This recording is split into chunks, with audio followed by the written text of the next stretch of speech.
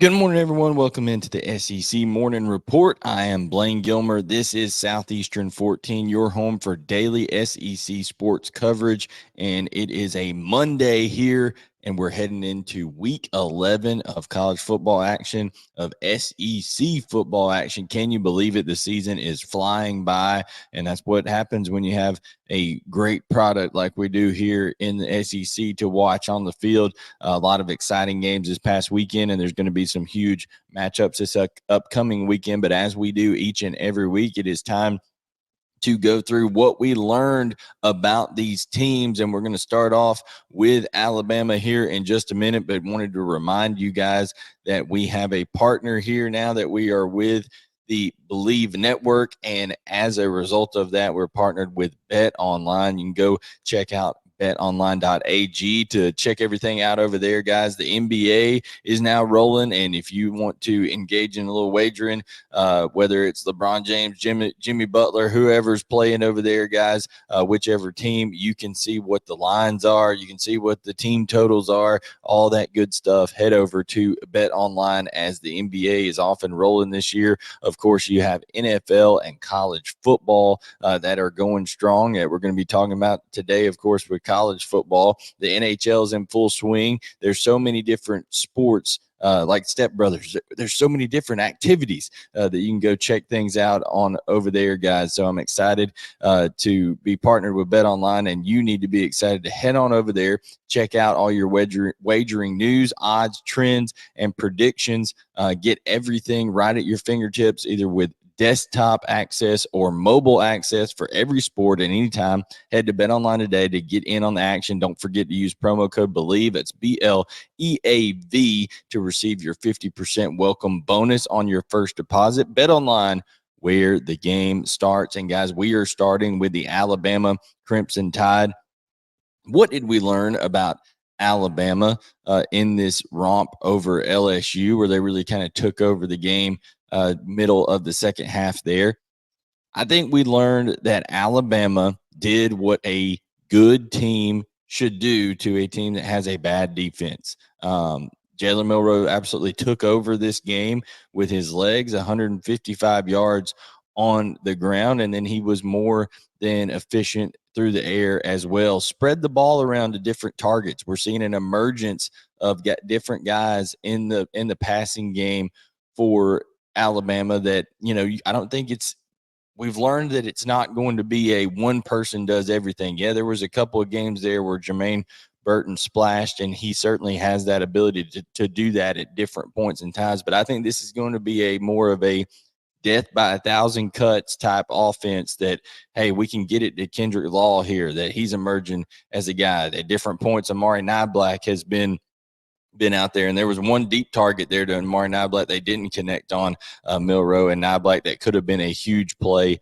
as well. So I think that's what we're learning here, is that this is a Alabama offense that is going to get it done collectively, and I think you're seeing Tommy Rees getting very, very comfortable with his play calling for Jalen Milroe and giving him options to do things that are going to make him the most successful. Listen, he's not going to stand back there and be, Tom Brady and just absolutely, dice people up and put balls in the perfect place all the time. There are some deficiencies there for him as a passer, but when you combine his ability to extend plays and still look for receivers down the field as he is using his legs, because not all the time does Jalen Milroe tuck it down to just run and he's not just a one read go guy. He's going to try to find guys open, and he's done that at different points. We're drawing the defense up and then putting it over the top of them. So I think you're seeing Tommy Rees, Jalen Milroe, this Alabama offense,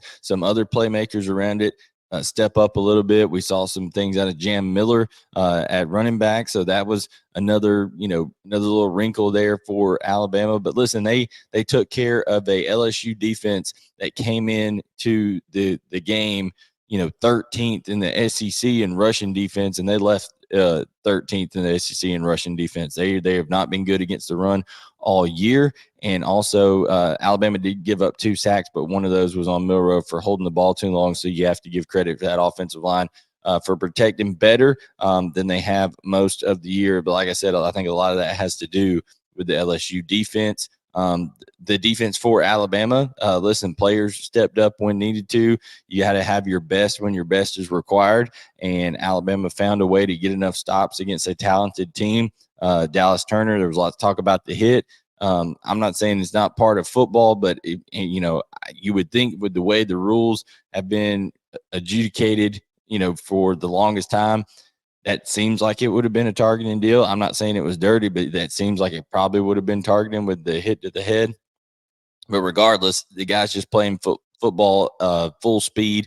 So he goes out there and makes a play. Terrion Arnold continues to play well. I think the biggest thing we learned is, okay, there may be some injuries going forward here for Alabama. So how do they sustain that over these last few games? You got to see what Deontay Lawson and Jalen Key are like early this week. But Alabama, they're a good team. They find different ways to win ball games, and that's what you have to do as you get into November football.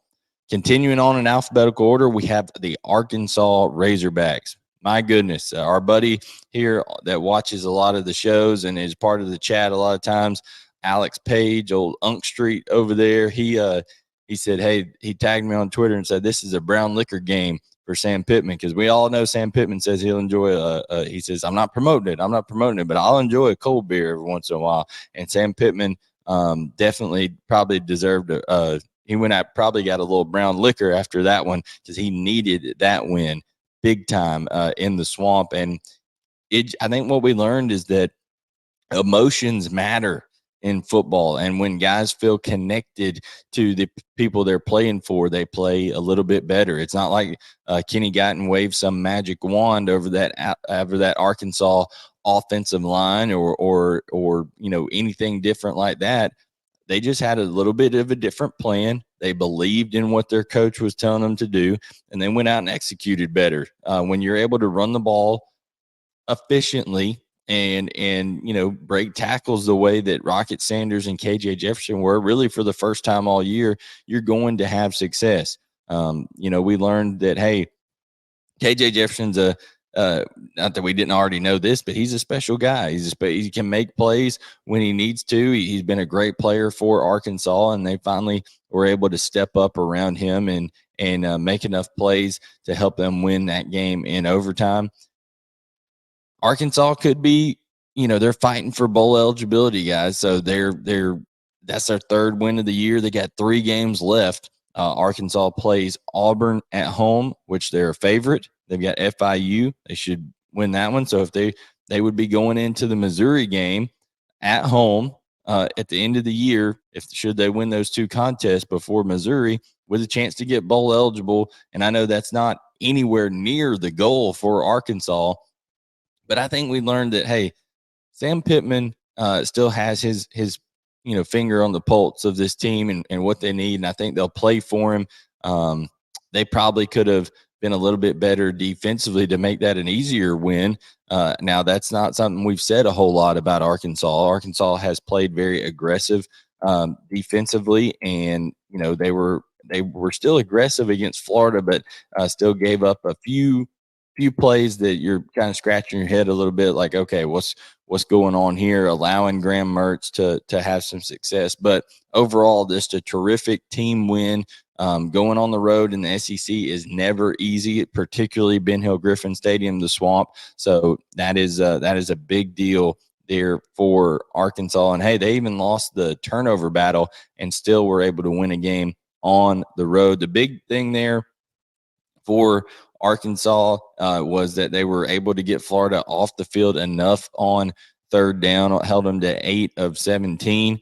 And then, when it comes down to it, guys, their playmakers were just better at the end of the day. Andrew Armstrong with a big performance.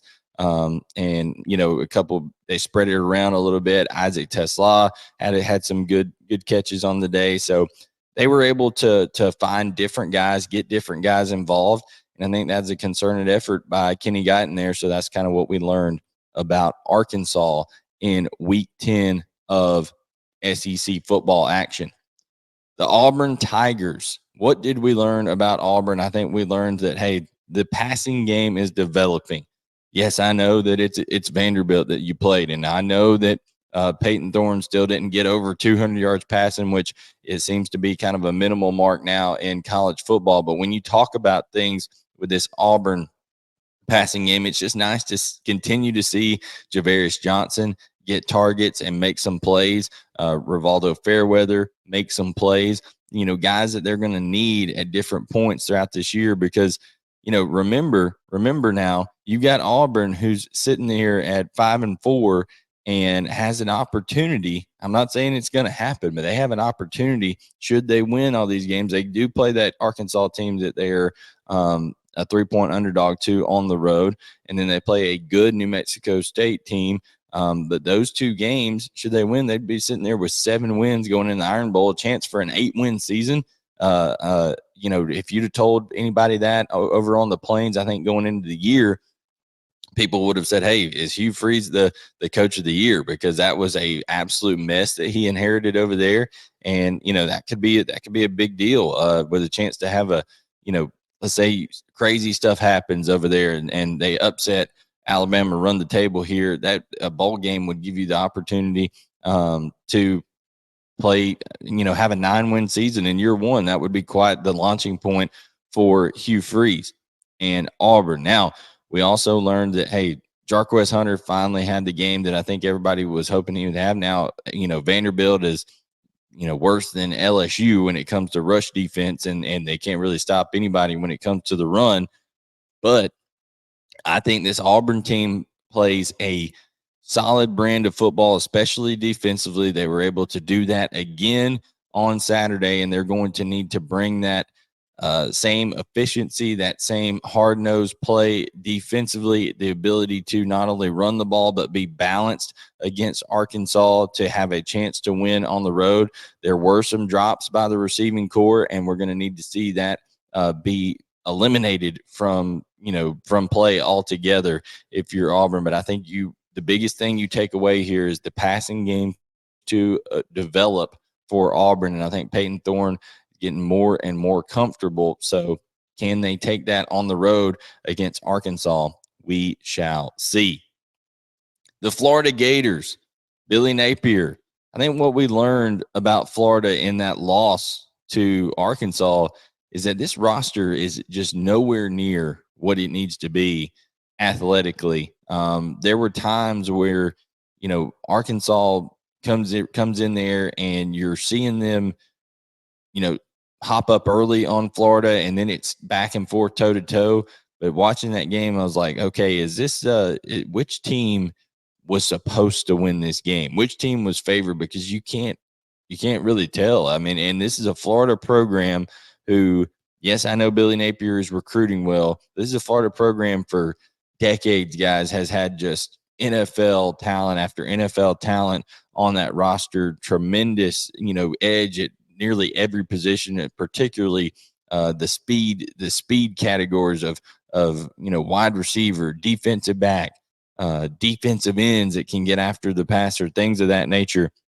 And it has just not been the case for the Florida Gators in quite a while, honestly, dating back to, I guess, about midway through Dan Mullen's tenure here, back when he was the head coach. And now Billy Napier is kind of reaping what Dan Mullen sowed a little bit, but also in his own right has not been able to quickly acquire the talent. And you can do that now through the transfer portal. Don't forget that one person he did acquire that has played well is Graham Mertz, but even Mertz can't do it by himself when that defense is continually giving up big plays, struggling to tackle, struggling to get off the field on third down. So I think we learned that Florida has two things that they have to do. One, I think they have to be patient with Billy Napier, because I know that it's not great right now, and I know that the fan base is not happy with these last two games in particular. However, I don't see how pulling the ripcord on the Billy Napier era would do you any favors right now with what you have lined up in the in the recruiting class in 2024. They're number 3, depending on where you look, number 3 in the country in recruiting. Only, Georgia's the only team in the SEC ahead of them at number 1. So, and they got DJ Lagway, a big time quarterback coming in. But I think it's got to be, okay, you got to have a little patience. And if you're Florida, you got to realize you may not make a bowl game this year, okay, because you got to go to Death Valley this week at LSU. Then you got to go to Como to play Missouri, a good Missouri team that just went, 4-quarter bare-knuckle fight with Georgia. And then you get Florida State, who's probably a playoff team at home. Guys, I don't see an opportunity for that 6 win. So Florida may miss out on those 15 practices that you get that would have been big for them for some of their young guys. With Shamar James out on defense, we learned that, hey, they struggled to really fit the run and to have a little bit of that leadership quality on that defensive side of the ball. So I think as bad as things are right now, we just learned that Billy Napier's got to improve this roster before next year, and he has to do it in a significant way, especially with that schedule that Florida has. It is absolutely brutal.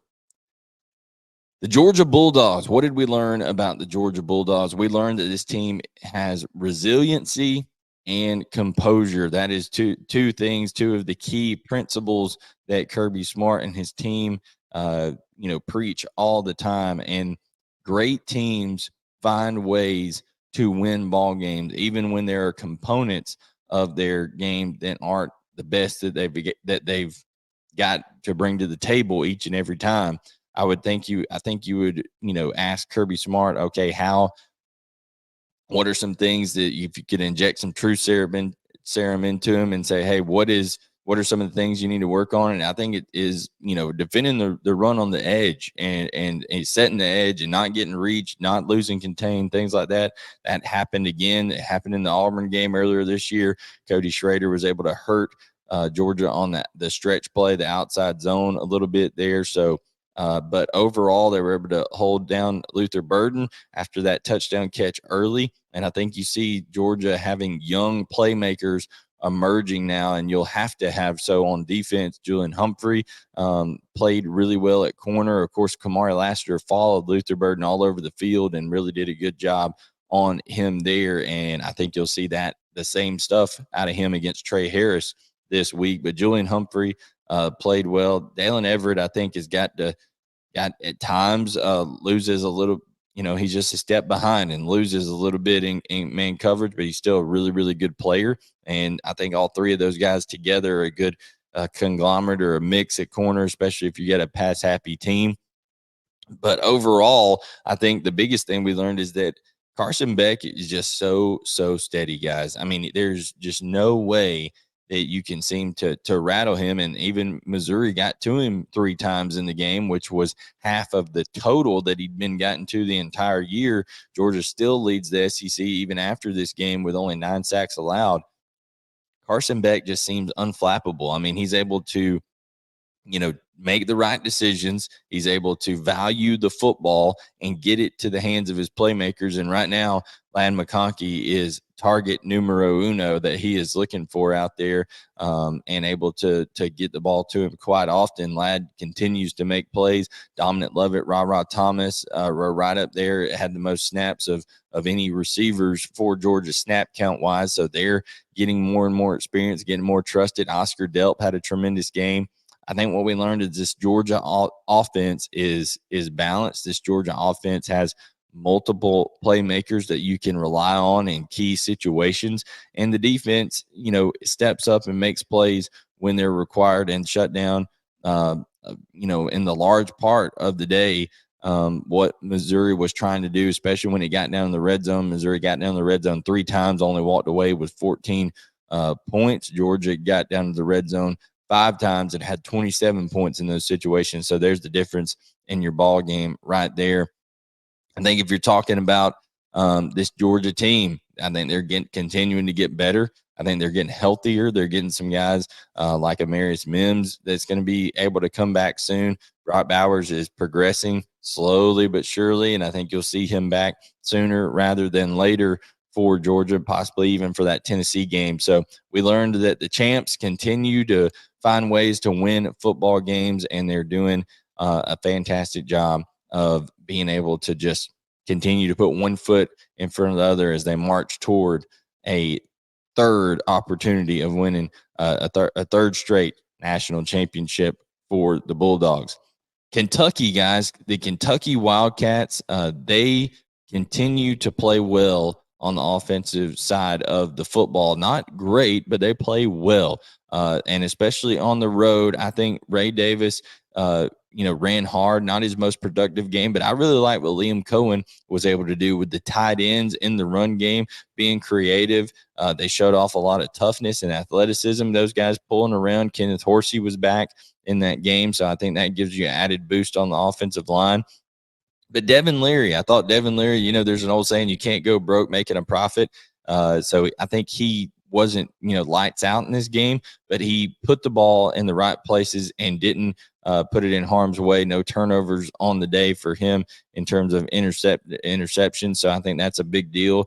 Staying clean on the road and being able to get the ball to your playmakers in Tavion Robinson, especially had a big day. Barron Brown had a couple of nice plays. I liked the mix that Liam Cohen had, whether it was some of the end arounds or the shallows, or even being able to design some misdirection in the passing game. Rolled Devin Leary one way, had a receiver break the other, really crossed up a safety in the middle of the field early in that game. So I thought there was some nice design by Liam Cohen. The defense plays tough as nails. Of course, they shut down a offense that was totally inept, and that's what they should do as a good defense. They should be able to shut things down and not allow any life over there on that side of the ball when you have a team that you are better than. So Kentucky continues to play that Mark Stoops brand of football, where they're going to play tough defense, they're going to be efficient on offense, and now they've got to try to hope that Devin Leary can replicate some of the performance that he had against Tennessee a couple weeks ago against Alabama, because it's going to be tough to just line up and run the ball on Alabama. So you got to hope that Kentucky is able to play well in terms of being able to spread the ball around, convert on third downs, and keep Alabama's offense off the field, because even as good as that Kentucky defense is, we know how talented Jalen Milroe is and can run around and do some things. Home game for them. It's a noon game, so maybe they'll catch Alabama sleeping a little bit. But listen, Kentucky's right there, wanting to do some things that they still have a chance for a 10-win season if they were to win this out and then win a bowl game. So, if you're Kentucky, you got to continue to chip away here as you roll throughout the rest of this 2023 season. LSU, we found out that, hey, like we said earlier, that defense just does not have the ability to make enough stops to keep them in ball games against good to great teams somewhere in that scale. They were able to sneak by on the road earlier this year against Missouri after getting down big. This game they got down and they were toe to toe, but too many missed tackles, too many just blown assignments there. Jalen Milroe running wild on you, and they got physically whipped up front in this game. Alabama was pushing them around most of the time. Listen, we all know what Jaden Daniels is. We all know what the offense is for LSU. They're dangerous, but guys, you can't expect them to go out and have to score every single time. It has to be a complementary, it has to be complementary there with the defense, and the defense just wasn't able to stop the run. They weren't able to get enough stops, and when it comes down to it, that just puts so much pressure in one turnover, like the deal with the tip pass that Alabama, caught that deep in LSU territory and then was able to punch it in. Once you get down 2 scores in a game like that, where it seems like, hey, whoever had the ball last was going to go, but once you get down 2 scores in there and Jaden Daniels goes down with an injury, I think it just sucked all the life out of the LSU Tigers. Listen, they're a good football team, but Brian Kelly said it after the game. Good is not what you're trying to achieve here. This is a program that considers itself a title contender year in and year out, and that is out the window now for them, and they have to regroup, and they're going to welcome in a Florida team that, like I said, is going to be desperate. to try to get to bowl eligibility. But they get a night game. They get to play in front of those rowdy fans there in Death Valley. So, who knows? Is it going to be Garrett Nussmeier? If it is, even more important, why, although Garrett Nussmeier is immensely talented and has more than enough talent to lead them to a victory over Florida, in my opinion, you're still going to need to see the defense step up and play capable football over there and just not have so many missed tackles and so many blown assignments. Now it's going to be a little bit easier with a quarterback and Graham Mertz that can't run like Jalen Milroe can. But I think we just learned that, hey, defensively, I don't know if Brian Kelly's going to say he needs to make a change for Matt House after the year or whatever's going on over there, but they're too talented to be playing that poor defensively and to get whooped up front like that.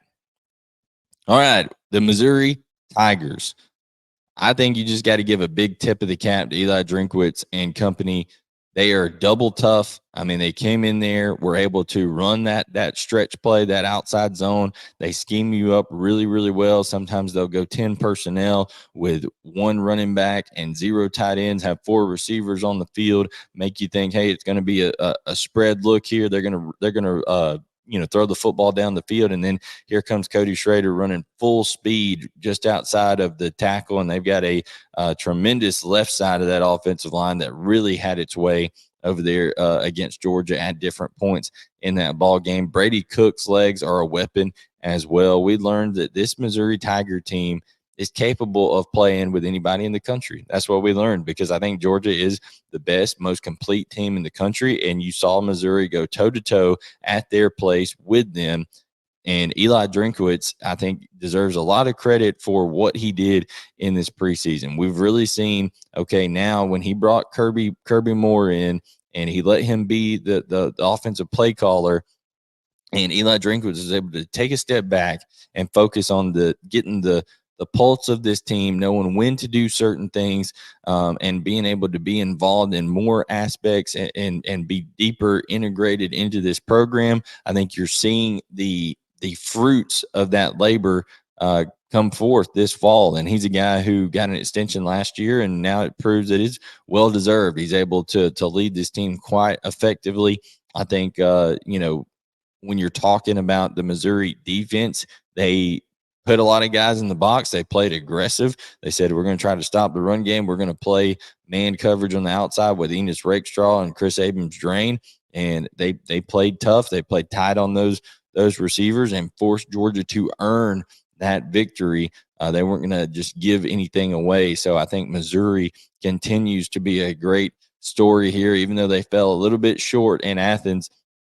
Now the challenge for them is to, not let that Georgia team beat you twice, whether that's physically with, trying to recover from a physical matchup, or also mentally and emotionally, because Eli Drinkwitz said it hurt because those guys put a lot into this game, especially with a bye week coming into the game, to really prepare and scheme up for Georgia and get a just rock solid game plan ready against the Bulldogs. So I think now we're going to learn, as they go back to Como to take on a talented Tennessee team that honestly is quite similar to them. Two teams that if you give them their druthers, they're going to try to run that thing first and establish the run and play very active and aggressively on defense. So two teams that mirror each other a lot. Now we're going to see just how ironclad, how strong is that culture that Eli Drinkwitz built, because anybody can, have their full attention on a game with a bye week and stuff like that. But after you lose, how do you respond to adversity? We've seen Missouri respond well after they lost to LSU earlier this year, where they went on the road and beat Kentucky and then beat South Carolina at home. Now, how will they respond to this Georgia loss? I predict that they'll respond well, but it's going to be a tough matchup against a talented Tennessee team as things go forward. Now let's talk about Mississippi State. Guys, I just watched the film of Mississippi State and Kentucky over again, and people just get lost in the secondary at times, and there's literally nobody around, whether it's nobody carrying a shallow or dropping out of the flat on the other side, and letting guys like Barry Brown or Tavion Robinson run with it, or getting lost in the middle of the field on a zone coverage, rolling yourself out of the play, things like that. I think the secondary has to improve. I think they're really tough and play really hard up front. Sometimes they misfit gaps, and even as good as Boogie Watson and Jet Johnson are, continue to have some misfits on the run game, lack of gap integrity, particularly against the gap scheme, which very good at the gap scheme. So that's why they struggled with it, did Mississippi State a little bit. But then also offensively, guys, without Woody Marks and without Will Rogers, it's just tough to say, okay, what is the identity of this Mississippi State offense and how do they put up points on people? And I Will Rogers says he's going to play in the Egg Bowl, even if his arm falls off. So, encouraging that he's determined to get back for this team. But with Woody Marks not there running the ball, and with Will Rogers out, Mike Wright just doesn't have a great command of this offense. Like I said, I don't think they have a true identity when he's in there at quarterback. They've struggled at offensive line a lot this year. So, I think it's just got to be, okay, can Zach Arnett, much like Billy Napier, can he get an influx of talent this offseason to help things on the offensive side of the ball? That will be the tale that tells the tale for Mississippi State. But speaking of Ole Miss, which I almost said right there, Ole Miss just continues to do what they need to do in preparation for getting ready for a huge game with Georgia. Now, listen, it wasn't pretty against Texas A&M, but good teams continue to find ways to win ball games. Like I said, even when you don't have your best at certain elements of time. Georgia has done that this year. Alabama has done that this year. Ole Miss has done that this year. And they did not play their best defensively. They let a whole lot of just easy access, open throws, guys not being in the right spots at different times, and whether it was simulated zone pressures or whether it was man coverage, just not, having their eyes in the backfield, not having their eyes on their key and getting to the right spot. They'll pressure you on defense. Ole Miss will pressure you on defense, but I just think that at times they lose gap integrity far too often. They get gashed in the run game, and they allowed a Max Johnson team, a Max Johnson-led offense with no Evan Stewart on the day to rack up over 300 yards passing on you. I think it's that's a little bit concerning if you are Ole Miss. Now, too many penalties too. I think some penalties hurt you in that game against Texas A&M, and actually allowed the opportunity for that field goal to take place instead of a touchdown early on, or it would have been 21-0, and then that field goal gets blocked, and then you got a game on your hands after that. Totally changed the complexion of it. But offensively, Jackson Dart and Trey Harris are a tremendous duo. Trey Harris has just really established himself as a go-to guy there for Ole Miss and for Lane Kiffin to have and target. I'm sure he'll get a head-to-head matchup with Kamari Lassiter this weekend in a night game against Georgia. Two very talented guys that will find themselves making a lot of money in the NFL sooner rather than later.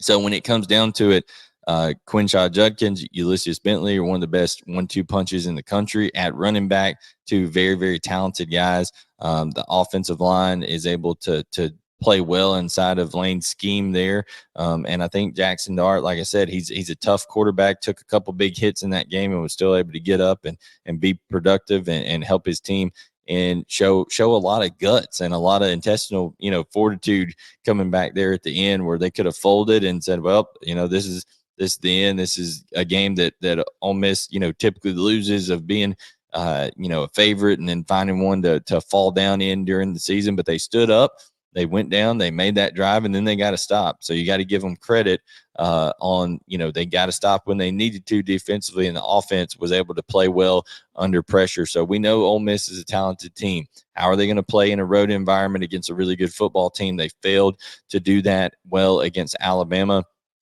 earlier this year. They've had a couple other games on the road where it's been hit or miss a little bit for them in their performance. I think defensively they left a lot to be desired, but at Tulane earlier this year was a little rough. Alabama, of course, they didn't play well in the second half, and then the Auburn game was a little slow for them. So another road environment. We'll see how they do, but Jackson Dart, Winshaw Judkins, Ulysses Bentley, Trey Harris, Caden Prescorn, a lot of weapons on that offense. But I think we learned that, hey, this defense has still got to step up a little bit. But we also learned that everything's still out in front of Ole Miss. So we'll see where it goes from there.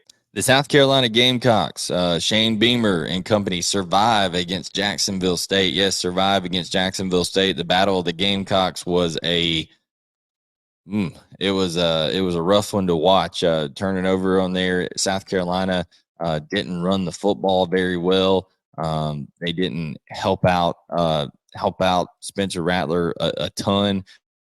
We know that offensive line has struggles.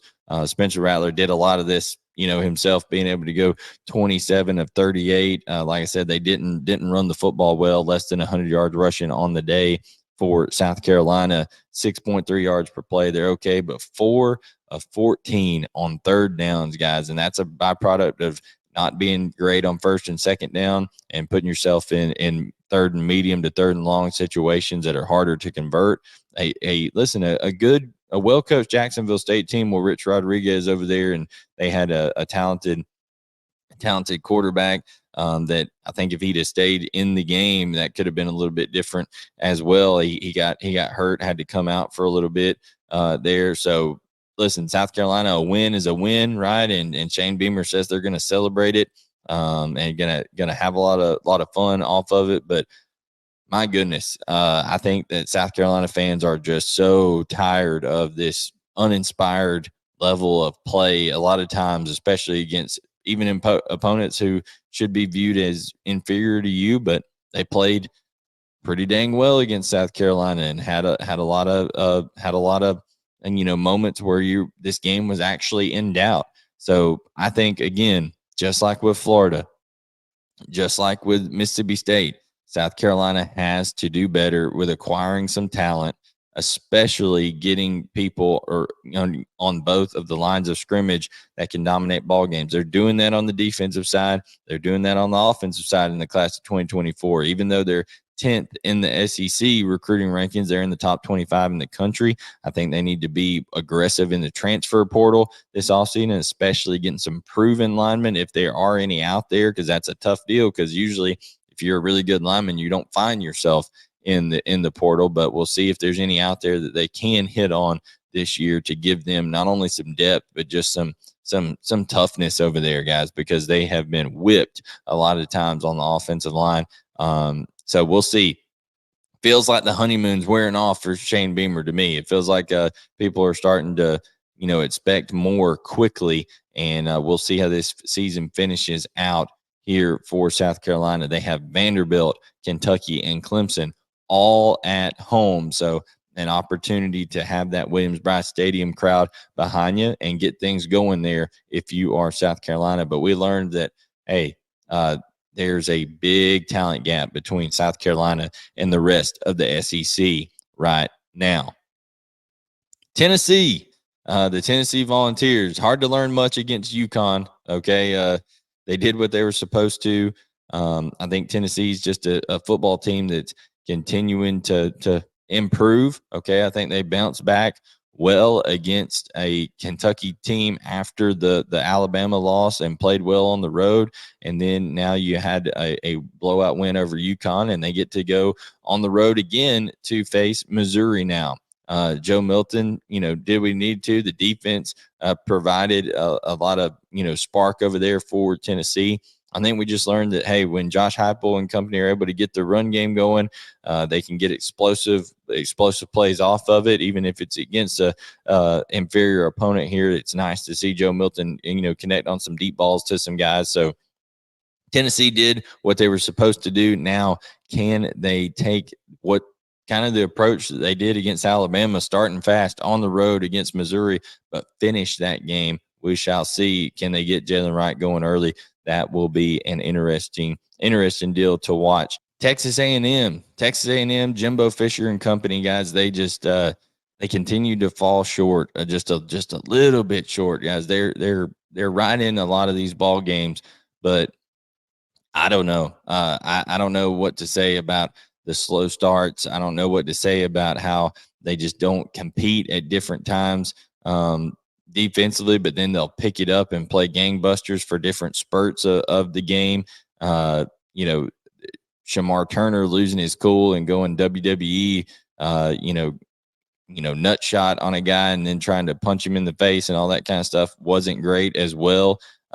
So he gets ejected from the game, and that's tough for them, as now they'll have to be without him for the next game. So, it's a ridiculous deal over there under Jimbo. It seems like if it's not one thing, it's the other. The offense, you know, produced against the Ole Miss team, but they didn't produce consistently enough. And they were, like I said, they started the game off real slow. They should have been down 21-0.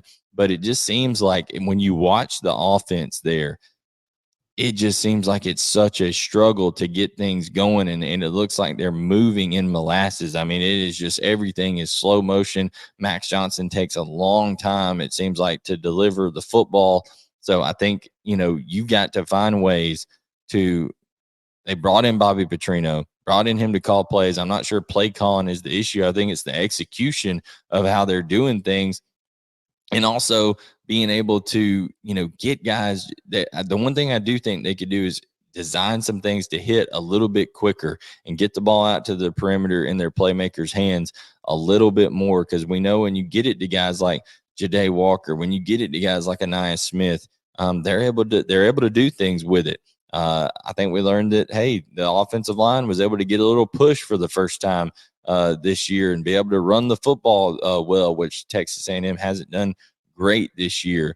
But overall, guys, we just learned, I think, that Texas A&M is a far cry from where it should be as a program with all the talent they have on that roster. You have to find ways to be able to win, even when things aren't going 100% your way, and they just cannot do that, especially on the road under Jimbo Fisher.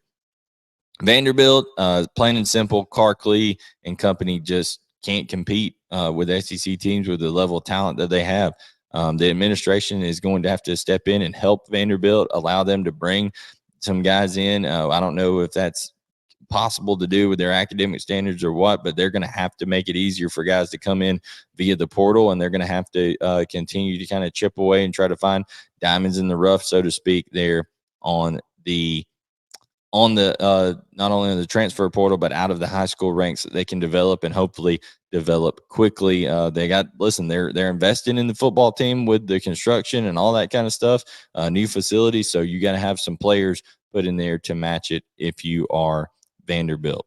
Guys, thank you so much for tuning in here to the SEC Morning Report. This has been a What We Learned Monday on every SEC team as they have played here throughout Week 10, and now we head into Week 11. So I'm excited to watch all these matchups coming up this week. Likes, notifications. Thank you so much for being a part of our community here in the chat and everything else. We have live shows that go live every day with Chris Lee, Gavin Schoenwald. I have a live show Wednesday nights with Noshawn Marino, Tavares King. There's so much content here. Blake Lovell going to be doing basketball stuff and getting going. So like I said, thank you for tuning in. Like, subscribe, turn on notifications. Remember, we are presented by Bet Online. You can get all the details in the description. And we will catch you guys tomorrow morning to talk more SEC football right here on Southeastern 14.